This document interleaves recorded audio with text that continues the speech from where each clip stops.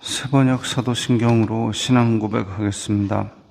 저는 전능하신 아버지 하나님 천지의 창조주를 믿습니다. 저는 그분의 유일하신 아들 우리 주 예수 그리스도를 믿습니다. 그분은 성령으로 잉태되어 동정녀 마리아에게서 나시고 본디오 빌라도에게 고난을 받아 십자가에 못 박혀 죽으시고 장사된 지 사흘 만에 죽은 자 가운데서 다시 살아나셨으며 하늘에 오르시어 전능하신 아버지 하나님 우편에 앉아 계시다가 거기로부터 살아있는 자와 죽은 자를 심판하러 오십니다. 저는 성령을 믿으며 거룩한 공교회와 성도의 교제와 죄를 용서받는 것과 몸의 부활과 영생을 믿습니다. 아멘. 거룩하신 아버지 하나님 감사합니다. 간밤에도 편히 쉬게 해주시고 새벽에 기도하는 자리에 불러주시니 감사합니다. 이 시간 저희들 마음 중심으로 주님을 경외하게 하여 주시옵소서. 예수님 이름으로 기도드리옵나이다. 아멘. 찬송가 209장입니다.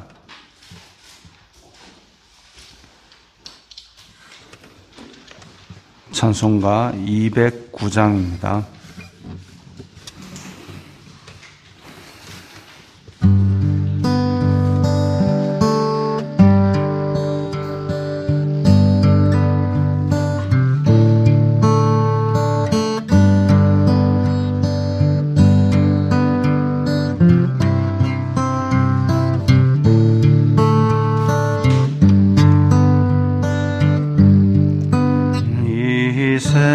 세상 풍파 심하고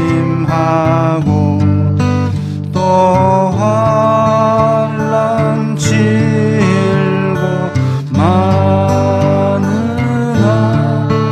나 편히 쉬게 될 곳은 주 예비하신 주의 전 그 향기로운 기름을 주 내게 부어주셔서 내 기쁨 더해주는 곳 주 피로 사신 주의 전 주 믿는 형제 자매들 그 몸은 떠나 있으나 주 앞에 기도드리고 다 함께 모일 주의 전 내 손과 혀가 굳어도 내 몸에 피가 식어도 나 영영 잊지 못할 곳 은혜의 보좌 주의 전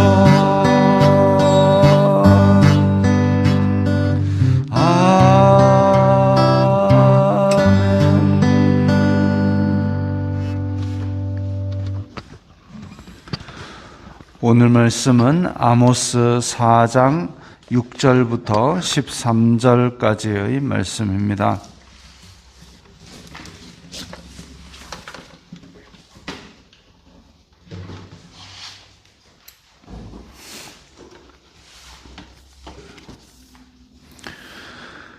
아모스 4장 6절부터 13절까지의 말씀입니다. 함께 읽겠습니다. 또 내가 너희 모든 성읍에서 너희 일을 깨끗하게 하며 너희의 각 처소에서 양식이 떨어지게 하였으나 너희가 내게로 돌아오지 아니하였느니라. 여호와의 말씀이니라. 또 추수하기 석 달 전에 내가 너희에게 비를 멈추게 하여 어떤 성읍에는 내리고 어떤 성읍에는 내리지 않게 하였더니 땅 한 부분은 비를 얻고 한 부분은 비를 얻지 못하여 말랐음에 두세 성읍 사람이 어떤 성읍으로 비틀거리며 물을 마시러 가서 만족하게 마시지 못하였으나 너희가 내게로 돌아오지 아니하였느니라. 여호와의 말씀이니라. 내가 곡식을 마르게 하는 재앙과 깐부기 재앙으로 너희를 쳤으며 팥중이로 너희의 많은 동산과 포도원과 무화과 나무와 감람나무를 다 먹게 하였으나 너희가 내게로 돌아오지 아니하였느니라. 여호와의 말씀이니라. 내가 너희 중에 전염병 보내기를 애굽에서 한 것처럼 하였으며 칼로 너희 청년들을 죽였으며 너희 말들을 노력하게 하며 너희 진영의 악취로 코를 찌르게 하였으나 너희가 내게로 돌아오지 아니하였느니라. 여호와의 말씀이니라. 내가 너희 중의 성읍 무너뜨리기를 하나님의 내가 소돔과 고모라를 무너뜨림같이 하였으므로 너희가 불붙는 가운데서 빼낸 나무 조각같이 되었으나 너희가 내게로 돌아오지 아니하였느니라. 여호와의 말씀이니라. 그러므로 이스라엘아, 내가 이와 같이 내게 행하리라. 내가 이것을 내게 행하리니 이스라엘아, 내 하나님 만나기를 준비하라. 보라, 산들을 지으며 바람을 창조하며 자기 뜻을 사람에게 보이며 아침을 어둡게 하며 땅의 높은 데를 밟는 이는 그의 이름이 만군의 하나님 여호와시니라. 아멘. 자, 하나님께서 오늘 말씀을 보면 하나님께서 무서운 분이구나. 그야말로 이렇게 밖에서부터 점점 죄어오는 그런 손길을 느낄 수 있습니다. 반대로 하나님 입장에서 생각을 해보면 처음에 좀 메시지를 주시고 부르고 경고하고 이렇게 점점점 좀 누구라도 알아들을 수 있는 방법으로 계속 시도를 하시는 거죠. 끝까지 기다려주고 참아주고 그 사랑을 베푸시는데, 근데 그렇지 않으면 그야말로 죄인들이 받는 형벌에 처할 수밖에 없으니까 그걸 이제 살살부터 나중에 큰 소리로 꾸중하기까지 계속 경고하시고 돌아오라고 그야말로 목이 터지도록 부르시고 계신 모습. 그 예수님께서 말씀하신 대로 이게 닭이 병아리를 모음같이 계속 모으려고 애를 쓰고 수시로 선지자들을 보내서 그들을 모으려는 그 애절하고 안타까운 외침을 우리는 볼 수 있어야 됩니다. 야, 하나님 또 벌 준다네. 아이고, 하나님 참 야박하게 이럴 수가 있나. 사람의 입장에서 자꾸 생각하지 말고 이 말씀을 하시는 하나님의 그 마음을 한번 생각을 해보십시오. 길을 가고 있는데 분명히 이 길로 계속 가면은 낭떠러지가 있고 가시밭길이 있는데 그 길 가지 마라. 그래도 계속 가면 어떡합니까? 나중에 손목을 잡아 당기고 손목을 잡아 당겨도 뿌리치고 자꾸 가려고 그러면 어떻게든지 몸통을 끌어안아서라도 바른 길로 당겨야 안 되겠습니까? 하나님의 마음이 그거지요. 오늘 보면 똑같은 구절이 5번이 나옵니다. 너희가 내게로 돌아오지 아니하였느니라 여호와의 말씀이니라. 하나님께서 직접 말씀하시는 애타고 간절한 그 말씀을 들었으면서도 너희가 내게로 돌아오지 아니하였다 이랬습니다. 이게 누구한테 얘기하느냐? 북이스라엘입니다. 다윗의 왕조가 있는 남유다에 대해서 돌아오라 이뻐해 줄게 이게 아니라 말 안 듣고 뛰쳐나간 북이스라엘 그리고 여로보암의 죄에서 떠나지 아니하고 계속 우상 숭배하고 있는 북이스라엘 거기에 대해서 지금 이 말씀을 하시는 겁니다. 너희가 이렇게 했는데도 나한테 안 돌아왔다. 이렇게까지 내가 너희를 사랑한다.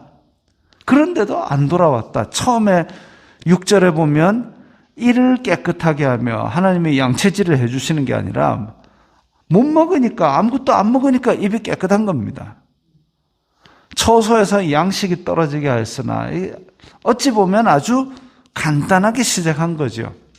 그래서 우리가 우리 주변에 일어나는 일들에 대해서 매사를 다 그렇게 내가 부주의해가지고 잘못해가지고 설거지하다가 컵을 하나 떨짝 깨놓고 아이고 하나님이 나를 벌하시는갑다 물 먹지 마라 하는갑다 이거 아니고 내가 부주의해가지고 문지방 발로 걷어차놓고 아이고 하나님이 내 발로 해가 아무 때나 가지 못하게 하는갑다 그거 아니고 분명히 하나님이 주시는 메시지가 있습니다. 컵 깨고 발가락 부딪힌 거 가지고 하나님이 뭔가 메시지를 주시는 게 있으면은 그걸 생각해야 되는데 되도 않게 아무 때나 하나님의 말씀을 갖다 붙이고 그러니까 컵을 깨는 것 발가락을 부딪히는 것 그걸 통해서 하나님이 뭘 말씀하시는가가 나와야 그게 하나님의 메시지이지 그냥 자기가 부주의해서 발가락 부딪혀놓고 아이고 하나님이 내 발을 치는갑다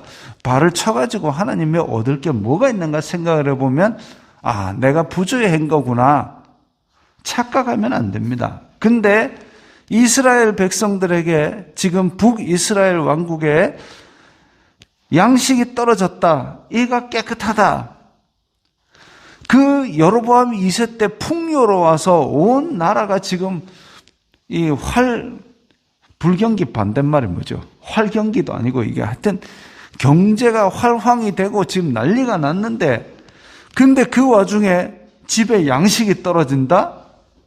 뭔가 다른 일이 있는 거죠. 이거는 그냥 자연스러운 일이 아니라 뭔가 의도적인 뭔가가 있는 거죠. 야, 내가 하나님 앞에 뭐 잘못했나? 그거 돌아보게 하는 조그만 징조부터 시작합니다. 그런데 내게로 돌아오지 않았다. 7절에 추수하기 3달 전에 내가 너희에게 비를 멈추게 하고 이스라엘 땅에는 이른 비와 늦은 비 이 2번의 우기가 있습니다. 그래서 이 추수하기 3달 전에 내리는 비는 추수에게 직접적인 영향을 미치는 비입니다. 근데 그걸 멈췄어요. 멈추는데 다 멈추는 게 아니라 어떤 성읍에는 내리고 어떤 성읍에는 안 내리고 그러니까 다 함께 다 멈춰가지고 완전히 그냥 스탑 해가지고 다 먹기 힘들고 그야말로 이제 생존의 위협을 받는 그거 아니고 한쪽에는 내리고 한쪽에는 안 내려가지고 그러면 어떻게 하느냐? 이쪽에 안 내린 쪽에서 비 내린 쪽에 가서 얻어먹으면 되도록 어쨌든지 그렇게 해서라도 경고는 주되 살 길을 아예 끊어버리지는 않으시는 거죠. 진노 중에라도 자비를 잊지 않으시고 계속 구애하십니다.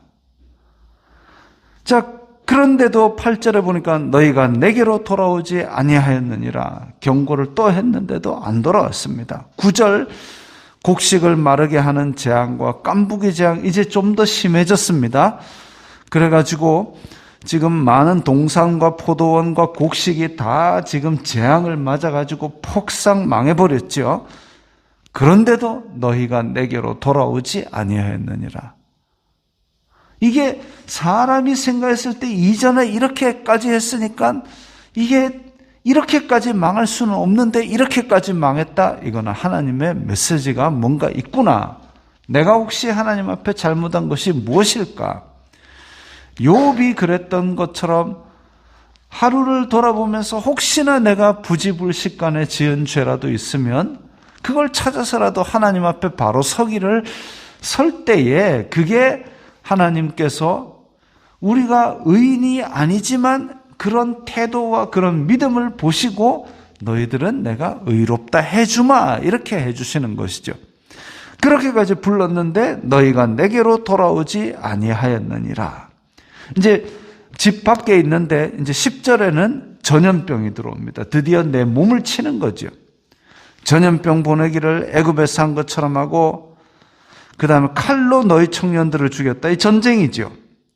말들을 노력하게 하며 말이라는 거는 이 시대에 2000년 전에 있어서 2000년도 더 전이죠. 2700년 전에 그 시대의 말이다 이러면은 지금의 어떤 핵폭탄, 탱크급의 무기입니다. 근데 이게 뺏겼다? 그야말로 손도 못 써보고 당하는 이 전쟁에 있어서 손도 못 써보고 그대로 져버리는 그런 상태입니다.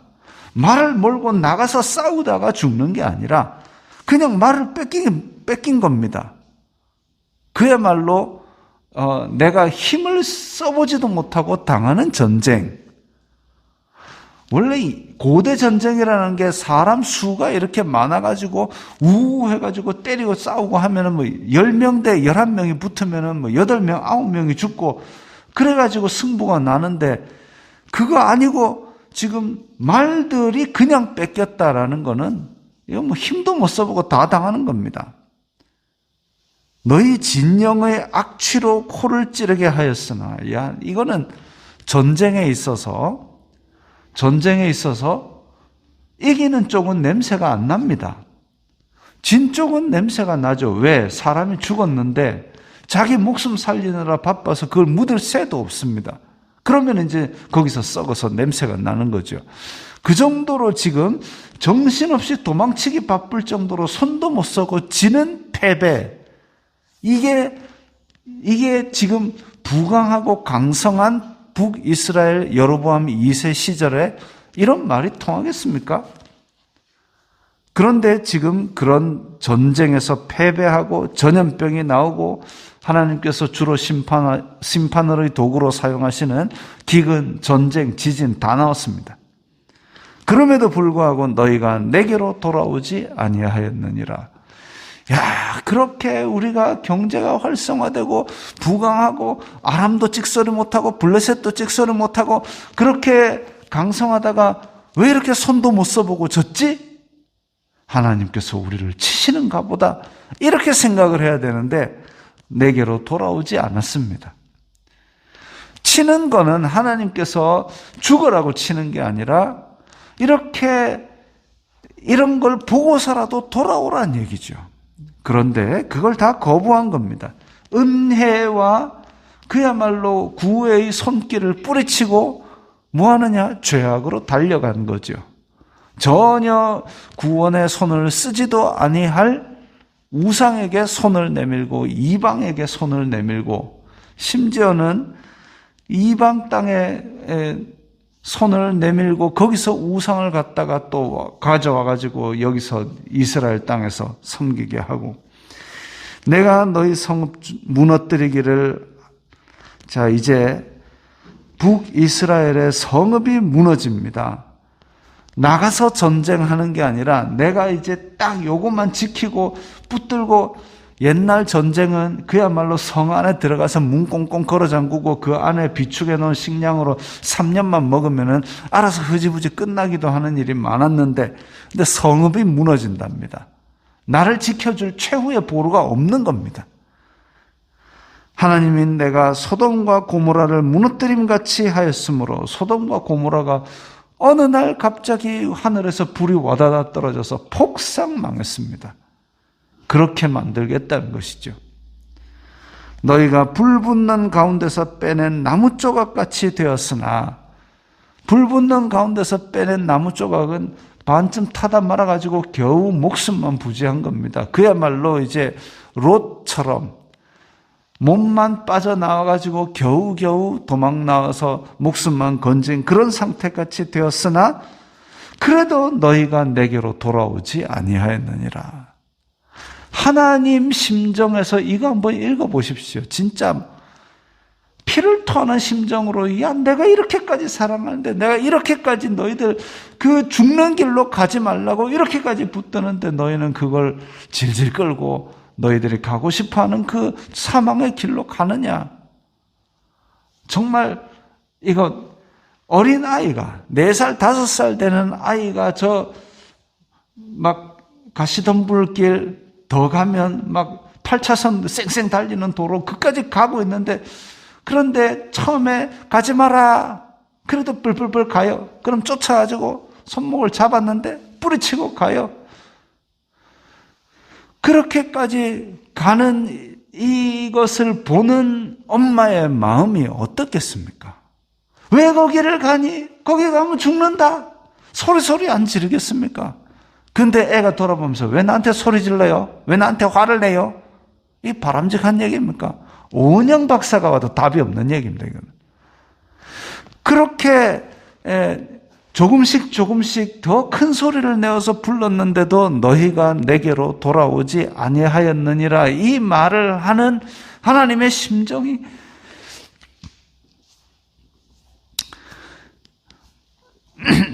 하나님의 심정이 어떻겠습니까?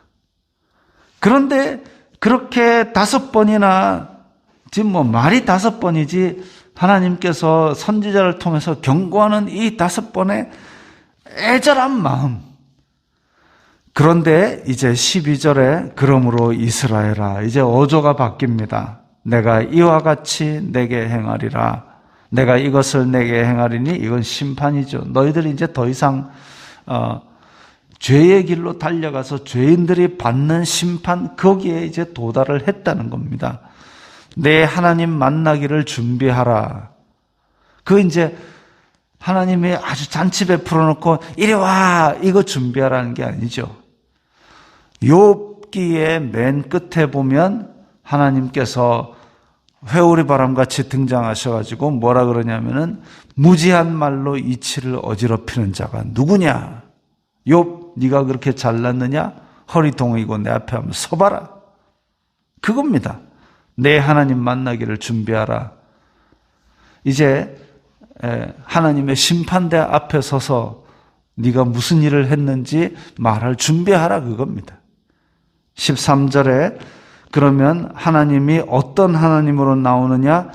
창조하시고 모든 걸 다스리시는 만군의 하나님 여호와다.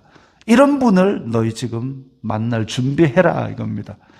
그 앞에 서기조차 두려운 상태인데, 그런데 그분이 애타게 부르실 때 그걸 다 거부했는데 이제 한번 만나봐라. 그 다음에는 심판밖에 없죠. 그러면 야, 이런 무서운 하나님, 아이고, 무서운 하나님만 생각하지 마십시오. 그게 어떤 거냐면 마치 5살짜리가 왜 엄마 나한테 화를 내요? 왜 무서운 엄마예요? 이겁니다. 왜 엄마가 무서워졌을까요? 엄마가 애 때려잡으려고 무섭게 했습니까? 아니요. 애가 지금 사망을 향해서 8차선 고속도로를 향해서 달려가고 있으니까 그걸 막느라 소리를 크게 한 거죠. 그런데 그걸 다 뿌리쳐놓고 왜 엄마는 그렇게 나한테 못되게 굴어요? 왜 엄마는 나한테 그렇게 무서워요? 그걸 제3자의 입장에서 보십시오. 어이가 없습니다. 얼척이 없습니다. 죄인들의 길이 그와 같습니다. 자기의 눈이 어두워져서 자기밖에 생각을 못하고 하나님이 부르시는 그 애타는 음성을 그냥 무섭다라고만 생각을 하고 자꾸 외면을 합니다. 그게 아니라 하나님께서 정말 애타게 사랑하시는 우리의 음성이죠. 우리에게 주시는 음성.